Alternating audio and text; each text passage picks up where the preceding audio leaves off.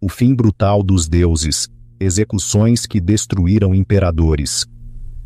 Você não vai acreditar em como alguns dos homens mais poderosos da história terminaram.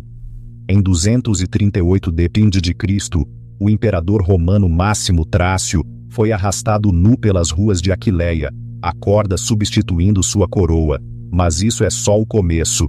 E se eu te dissesse que reis que comandavam exércitos e eram adorados como deuses tiveram finais mais vergonhosos que criminosos comuns?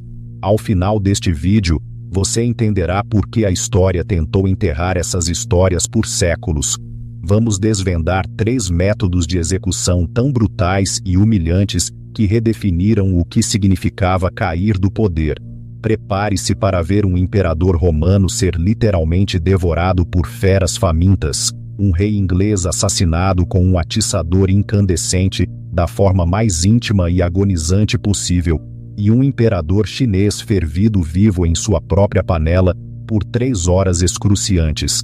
Se você é fascinado pelos segredos mais sombrios da história, inscreva-se agora, porque você não vai acreditar no que aconteceu com o segundo governante.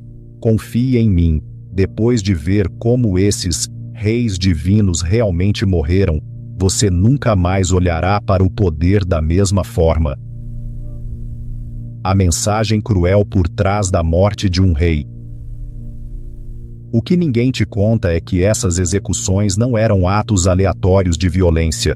No mundo antigo, a forma como um rei era morto enviava uma mensagem que ecoava pela história.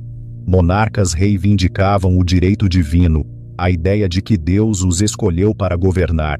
Viviam em palácios dourados, usavam coroas que valiam cidades inteiras e exigiam obediência absoluta. Tocar em um rei era punível com a morte, mas a ironia é cruel. Quando esses reis-deuses caíam, seus algozes não queriam apenas matá-los, queriam arrancar cada vestígio de dignidade, provar que por trás da autoridade divina havia apenas carne humana frágil e gritante.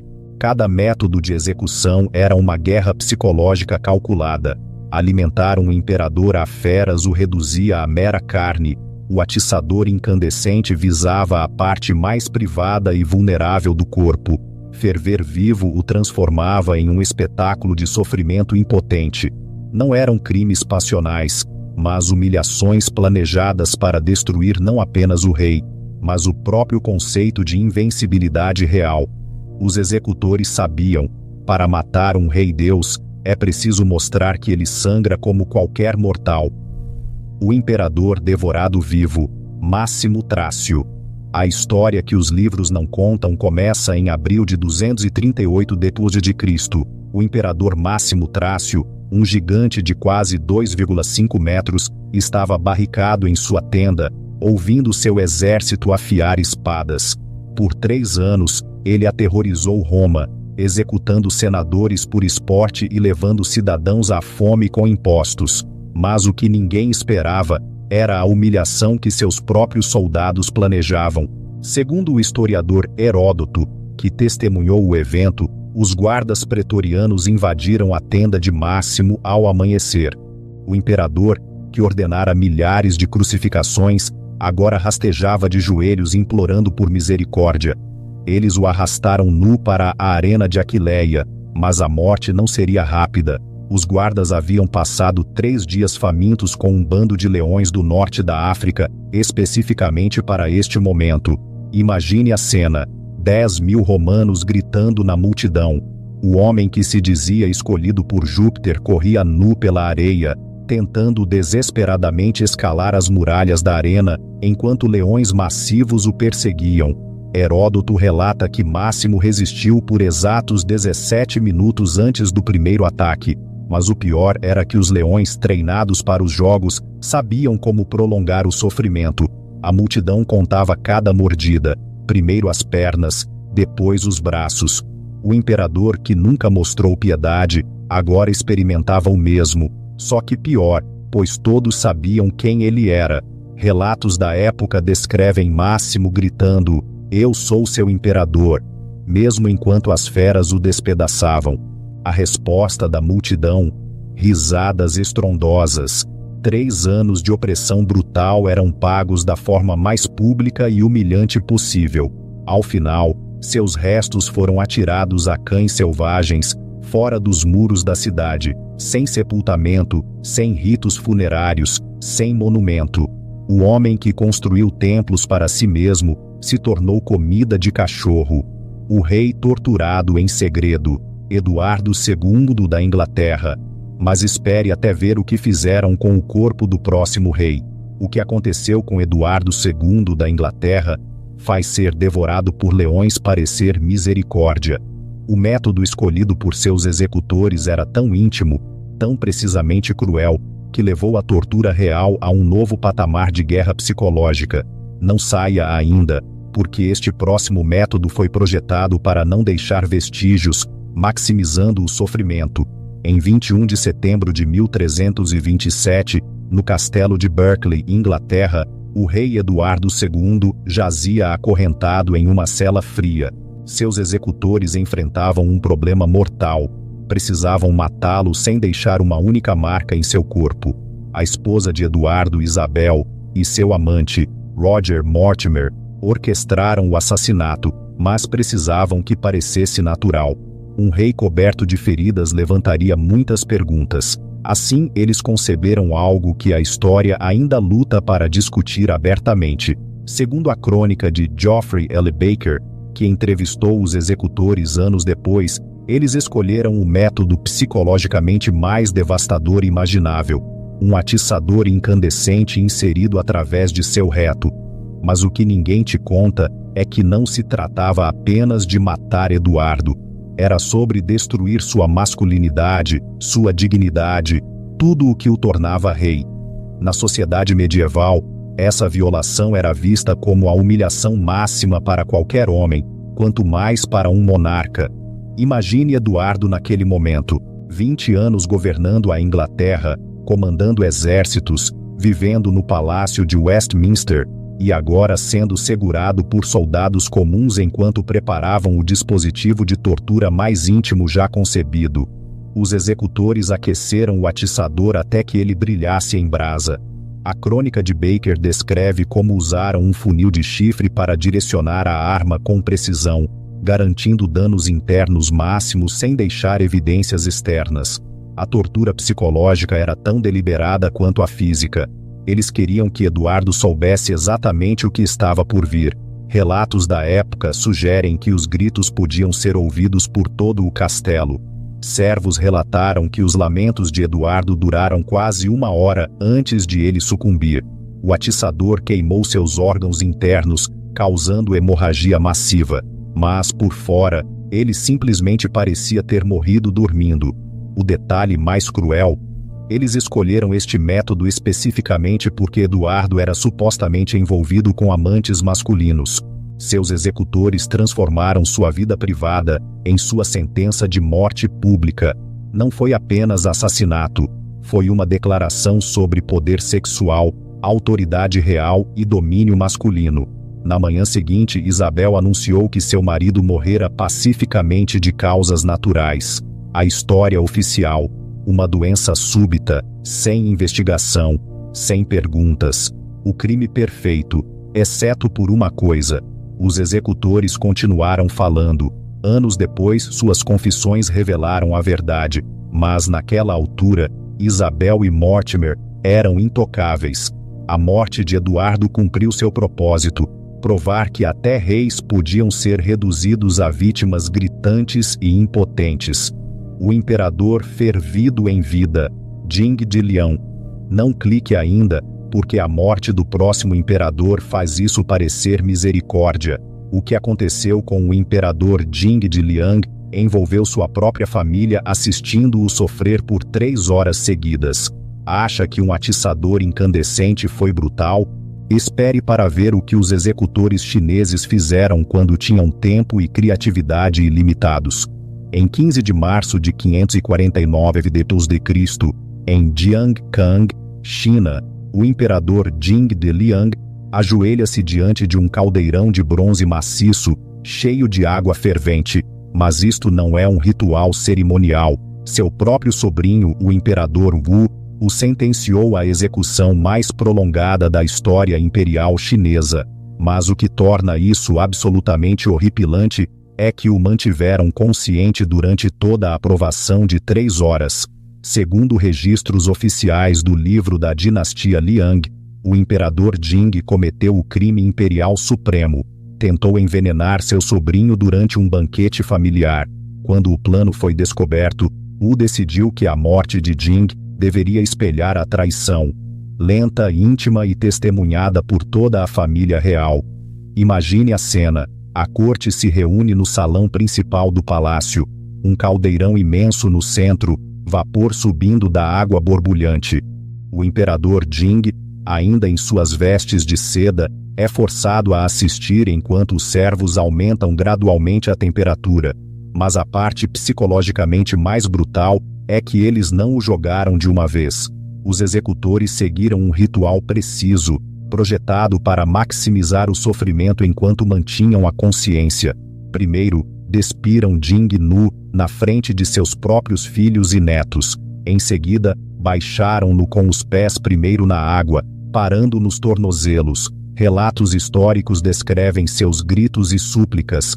Mas Wu sentou-se em seu trono, comendo frutas calmamente e observando seu tio cozinhar vivo. A cada 10 minutos eles baixavam Jing mais um pouco, tornozelos, depois panturrilhas, depois joelhos. Os médicos da corte chinesa calcularam exatamente quanto calor o corpo humano podia suportar enquanto permanecia consciente. Eles queriam Jing acordado a cada momento. Testemunhas da época relataram que a pele de Jing começou a descascar em tiras após a primeira hora.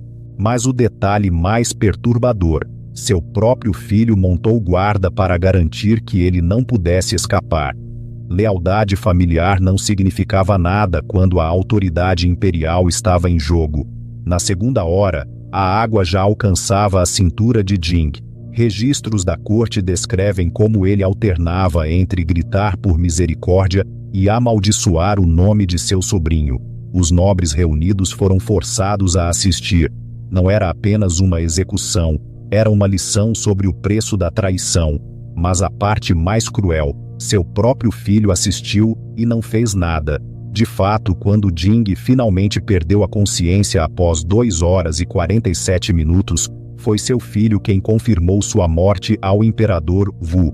A família que um dia governou junta agora via um deles se tornar literalmente sopa. A guerra psicológica, a verdadeira arma dos executores.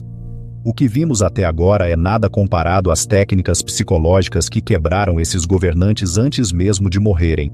Sei que isso está ficando sombrio, mas se você ainda está assistindo, está claramente tão fascinado pelas verdades brutais da história quanto eu, porque o verdadeiro horror não estava apenas em como eles morreram. Aqui está o que os livros de história nunca te contarão. Estas não foram apenas execuções, foram campanhas de guerra psicológica projetadas para destruir não apenas o rei, mas todo o conceito de divindade real. Cada um desses métodos de execução seguiu o mesmo padrão aterrorizante. Primeiro, despir os símbolos de poder, a coroa, as vestes, os títulos, forçar o rei a se tornar apenas mais um ser humano nu e aterrorizado. Em seguida, atacar as partes mais privadas e vulneráveis de sua identidade, fazer com que implorem, gritem, e o mais importante, garantir que todos assistissem. Mas a parte mais perturbadora é que os executores estudaram a psicologia de suas vítimas por meses antes de agir. Eles sabiam que o maior medo de Máximo era ser visto como fraco por seus soldados, então fizeram seu exército assistir ele correr nu de leões. Eles sabiam dos rumores de Eduardo sobre relacionamentos com homens, então escolheram um método que visava e violava especificamente sua sexualidade. Eles sabiam que o imperador Jing valorizava a honra familiar acima de tudo, então forçaram seus próprios parentes a testemunhar sua tortura lenta. Estas não foram crimes passionais, foram campanhas calculadas para provar que o direito divino era apenas uma mentira elaborada. Cada grito, cada súplica por misericórdia, Cada momento de terror impotente foi projetado para ecoar pela história. E o mais arrepiante, funcionou. Após Máximo, imperadores romanos começaram a viajar com provadores de comida e rotações de guarda-costas. Após Eduardo, reis ingleses nunca mais confiaram poder político às suas esposas. Após o imperador Jing, a realeza chinesa implementou elaborados protocolos de sucessão para evitar traições familiares. As execuções mudaram a monarquia para sempre, pois revelaram a verdade aterradora. Sob toda aquela autoridade divina, havia apenas carne humana frágil, e qualquer um poderia quebrá-la se fosse criativo o suficiente. O ciclo da violência, executores que viraram vítimas. Mas aqui está a ironia final que te dará arrepios. Quase todos os executores que realizaram essas mortes brutais eventualmente encontraram destinos semelhantes. Os guardas pretorianos que alimentaram Máximo aos leões foram posteriormente executados pelo próximo imperador por traição. Isabel e Mortimer, que ordenaram a execução de Eduardo com o atiçador, foram eventualmente capturados e torturados até a morte pelo filho de Eduardo. O imperador Wu, que ferveu seu tio vivo, foi assassinado por seu próprio sobrinho apenas 3 anos depois, usando veneno, o mesmo método que iniciou todo o ciclo. Acontece que, uma vez que você normaliza a humilhação completa do poder absoluto, esse precedente se aplica a todos, inclusive a você. A verdade mais brutal sobre essas execuções não é como mataram esses reis, mas como revelaram que o poder supremo e a vulnerabilidade suprema são separados por nada mais do que circunstância e tempo. Todo tirano, todo ditador, toda pessoa que se acha intocável precisa se lembrar: em algum lugar existe alguém criativo o suficiente para provar que eles estão muito, muito errados. O legado da humilhação, lições para o presente. Então, aí está. 3 métodos de execução tão brutais que redefiniram o que significava cair do poder. O direito divino não pôde salvar esses monarcas de finais muito mortais e muito públicos. Mas o que essas mortes revelam sobre poder, vingança e a natureza humana hoje? Quanto mais alto você sobe, mais alto você pode cair, e mais criativos seus inimigos se tornam. Todo ditador que se acha intocável, todo líder que acredita em sua própria propaganda sobre ser escolhido por Deus ou pelo destino, todos esquecem a mesma lição crucial: o poder é apenas tempo emprestado, e a história tem uma memória muito longa para aqueles que abusam dela. O que essas execuções antigas nos ensinam não é apenas sobre brutalidade medieval, mas sobre a necessidade humana eterna de humilhar aqueles que esquecem que são humanos. Em nosso mundo moderno de cancel culture, nas redes sociais e humilhação pública, ainda fazemos a mesma coisa, apenas com ferramentas diferentes. Qual execução te chocou mais? Foi o imperador devorado por leões, o rei torturado com um atiçador incandescente, ou o governante fervido vivo por sua própria família? Deixe suas opiniões nos comentários abaixo e certifique-se de estar inscrito, porque na próxima semana revelarei os métodos de tortura mais brutais usados contra rainhas medievais. Confie em mim, você não vai querer perder.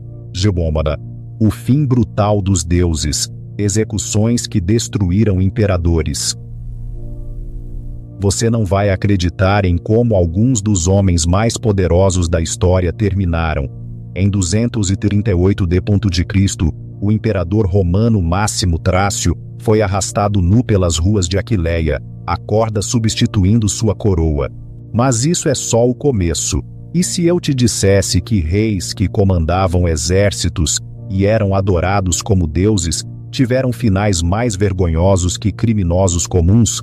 Ao final deste vídeo, você entenderá por que a história tentou enterrar essas histórias por séculos. Vamos desvendar 3 métodos de execução tão brutais e humilhantes que redefiniram o que significava cair do poder. Prepare-se para ver um imperador romano ser literalmente devorado por feras famintas, um rei inglês assassinado com um atiçador incandescente da forma mais íntima e agonizante possível, e um imperador chinês fervido vivo em sua própria panela por 3 horas excruciantes. Se você é fascinado pelos segredos mais sombrios da história, inscreva-se agora, porque você não vai acreditar no que aconteceu com o segundo governante. Confie em mim. Depois de ver como esses reis divinos realmente morreram, você nunca mais olhará para o poder da mesma forma. A mensagem cruel por trás da morte de um rei. O que ninguém te conta é que essas execuções não eram atos aleatórios de violência. No mundo antigo, a forma como um rei era morto enviava uma mensagem que ecoava pela história. Monarcas reivindicavam o direito divino, a ideia de que Deus os escolheu para governar. Viviam em palácios dourados, usavam coroas que valiam cidades inteiras e exigiam obediência absoluta. Tocar em um rei era punível com a morte, mas a ironia é cruel. Quando esses reis deuses caíam, seus algozes não queriam apenas matá-los, queriam arrancar cada vestígio de dignidade, provar que por trás da autoridade divina havia apenas carne humana frágil e gritante. Cada método de execução era uma guerra psicológica calculada. Alimentar um imperador a feras o reduzia à mera carne. O atiçador incandescente visava a parte mais privada e vulnerável do corpo. Ferver vivo o transformava em um espetáculo de sofrimento impotente. Não eram crimes passionais, mas humilhações planejadas para destruir não apenas o rei, mas o próprio conceito de invencibilidade real. Os executores sabiam: para matar um rei-deus, é preciso mostrar que ele sangra como qualquer mortal. O imperador devorado vivo, Máximo Trácio. A história que os livros não contam começa em abril de 238 d.C. O imperador Máximo Trácio, um gigante de quase 2,5 metros, estava barricado em sua tenda, ouvindo seu exército afiar espadas. Por 3 anos, ele aterrorizou Roma, executando senadores por esporte e levando cidadãos à fome com impostos. Mas o que ninguém esperava era a humilhação que seus próprios soldados planejavam. Segundo o historiador Heródoto, que testemunhou o evento, os guardas pretorianos invadiram a tenda de Máximo ao amanhecer. O imperador, que ordenara milhares de crucificações, agora rastejava de joelhos implorando por misericórdia. Eles o arrastaram nu para a arena de Aquileia. Mas a morte não seria rápida. Os guardas haviam passado 3 dias famintos com um bando de leões do norte da África, especificamente para este momento. Imagine a cena: 10.000 romanos gritando na multidão. O homem que se dizia escolhido por Júpiter corria nu pela areia, tentando desesperadamente escalar as muralhas da arena, enquanto leões massivos o perseguiam. Heródoto relata que Máximo resistiu por exatos 17 minutos antes do primeiro ataque. Mas o pior era que os leões, treinados para os jogos, sabiam como prolongar o sofrimento. A multidão contava cada mordida, primeiro as pernas, depois os braços. O imperador, que nunca mostrou piedade, agora experimentava o mesmo, só que pior, pois todos sabiam quem ele era. Relatos da época descrevem Máximo gritando: "Eu sou seu imperador", mesmo enquanto as feras o despedaçavam. A resposta da multidão: risadas estrondosas. 3 anos de opressão brutal eram pagos da forma mais pública e humilhante possível. Ao final, seus restos foram atirados a cães selvagens, fora dos muros da cidade, sem sepultamento, sem ritos funerários, sem monumento. O homem que construiu templos para si mesmo se tornou comida de cachorro. O rei torturado em segredo, Eduardo II, da Inglaterra. Mas espere até ver o que fizeram com o corpo do próximo rei. O que aconteceu com Eduardo II, da Inglaterra, faz ser devorado por leões parecer misericórdia. O método escolhido por seus executores era tão íntimo, tão precisamente cruel, que levou a tortura real a um novo patamar de guerra psicológica. Não saía ainda, porque este próximo método foi projetado para não deixar vestígios. maximizando o sofrimento. Em 21 de setembro de 1327, no castelo de Berkeley, Inglaterra, o rei Eduardo II jazia acorrentado em uma cela fria. Seus executores enfrentavam um problema mortal. Precisavam matá-lo sem deixar uma única marca em seu corpo.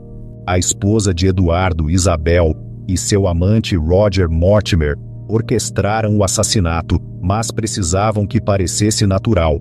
Um rei coberto de feridas levantaria muitas perguntas. Assim, eles conceberam algo que a história ainda luta para discutir abertamente. Segundo a crônica de Geoffrey L. Baker, que entrevistou os executores anos depois, eles escolheram o método psicologicamente mais devastador imaginável, um atiçador incandescente inserido através de seu reto. Mas o que ninguém te conta é que não se tratava apenas de matar Eduardo. Era sobre destruir sua masculinidade, sua dignidade, tudo o que o tornava rei. Na sociedade medieval, essa violação era vista como a humilhação máxima para qualquer homem, quanto mais para um monarca. Imagine Eduardo naquele momento, 20 anos governando a Inglaterra, comandando exércitos, vivendo no palácio de Westminster, e agora sendo segurado por soldados comuns enquanto preparavam o dispositivo de tortura mais íntimo já concebido. Os executores aqueceram o atiçador até que ele brilhasse em brasa. A crônica de Baker descreve como usaram um funil de chifre para direcionar a arma com precisão, garantindo danos internos máximos sem deixar evidências externas. A tortura psicológica era tão deliberada quanto a física. Eles queriam que Eduardo soubesse exatamente o que estava por vir. Relatos da época sugerem que os gritos podiam ser ouvidos por todo o castelo. Servos relataram que os lamentos de Eduardo duraram quase 1 hora antes de ele sucumbir. O atiçador queimou seus órgãos internos, causando hemorragia massiva, mas por fora ele simplesmente parecia ter morrido dormindo. O detalhe mais cruel: eles escolheram este método especificamente porque Eduardo era supostamente envolvido com amantes masculinos. Seus executores transformaram sua vida privada em sua sentença de morte pública. Não foi apenas assassinato, foi uma declaração sobre poder sexual, autoridade real e domínio masculino. Na manhã seguinte, Isabel anunciou que seu marido morrera pacificamente de causas naturais. A história oficial: uma doença súbita, sem investigação, sem perguntas. O crime perfeito, exceto por uma coisa: os executores continuaram falando. Anos depois, suas confissões revelaram a verdade. Mas naquela altura, Isabel e Mortimer eram intocáveis. A morte de Eduardo cumpriu seu propósito: provar que até reis podiam ser reduzidos a vítimas gritantes e impotentes.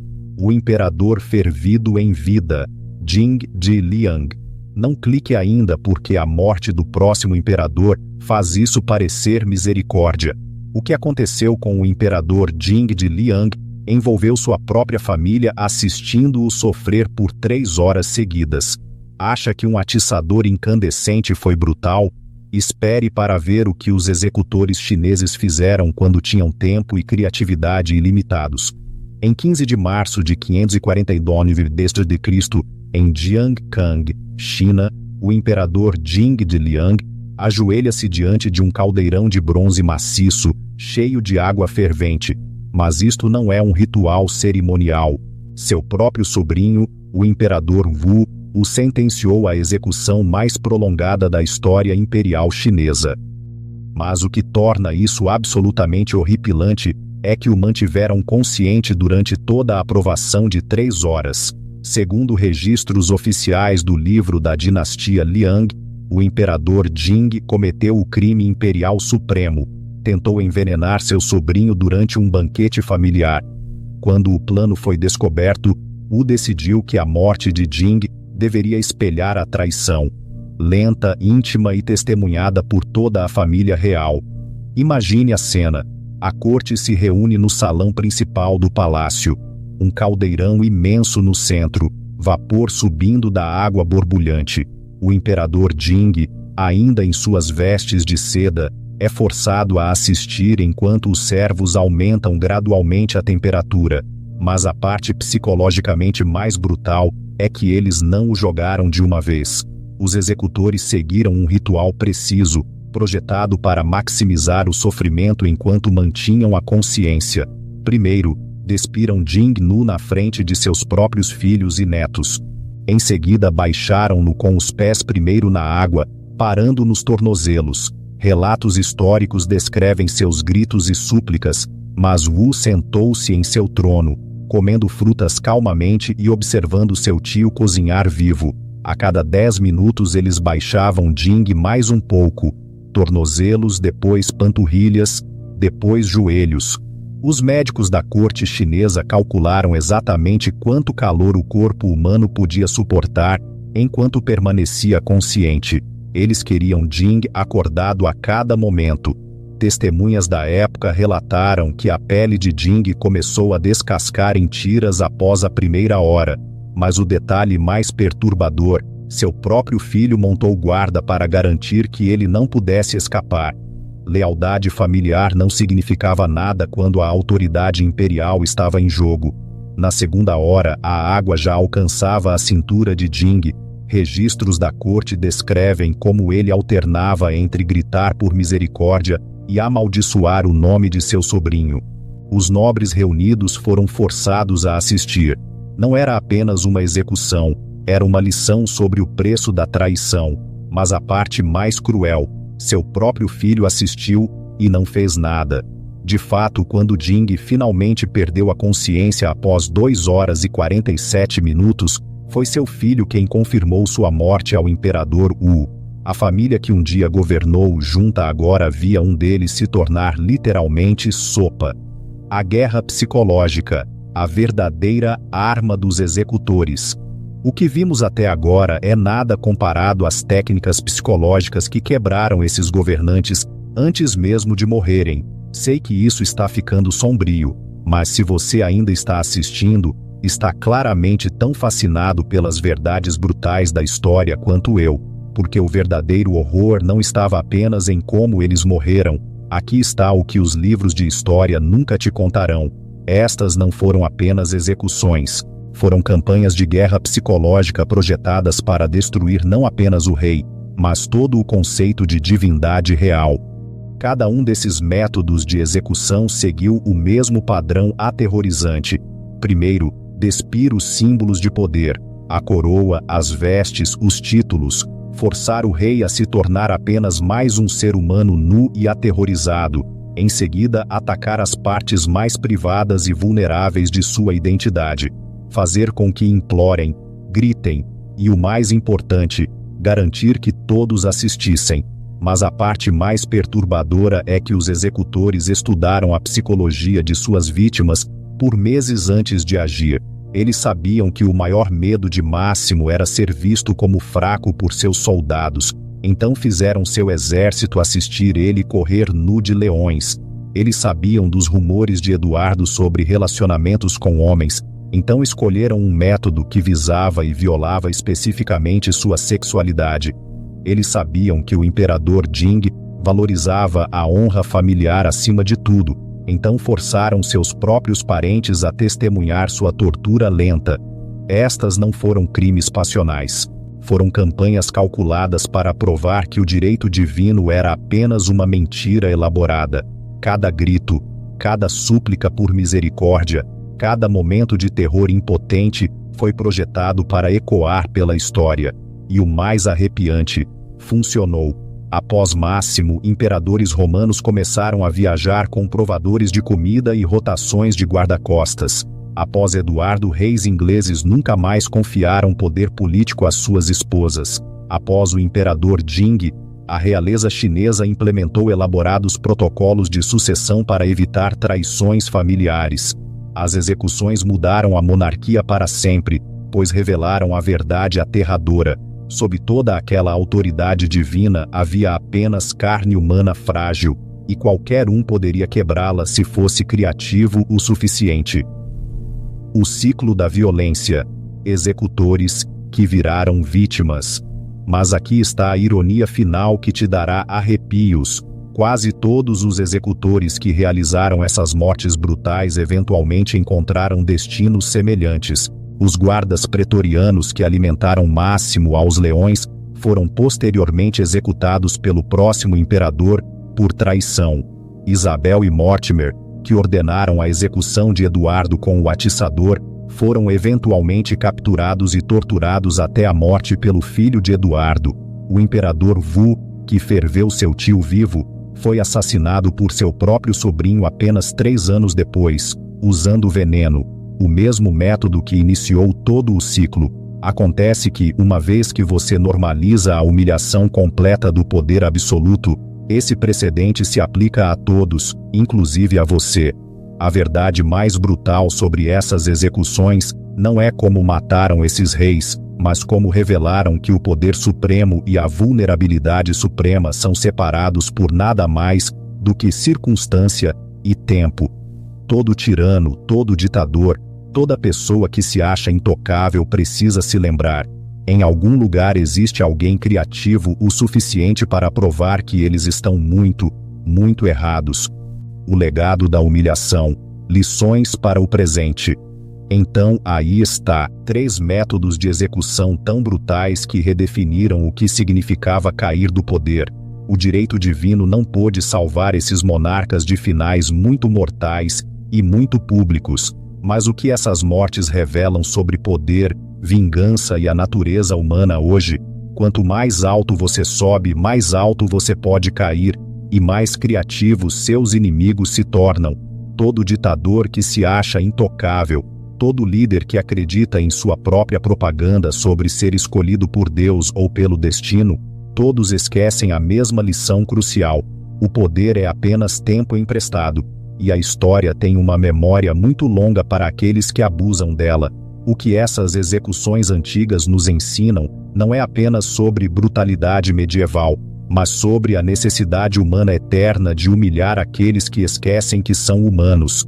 Em nosso mundo moderno de cancel culture, nas redes sociais e humilhação pública, ainda fazemos a mesma coisa, apenas com ferramentas diferentes. Qual execução te chocou mais? Foi o imperador devorado por leões, o rei torturado com um atiçador incandescente, ou o governante fervido vivo por sua própria família?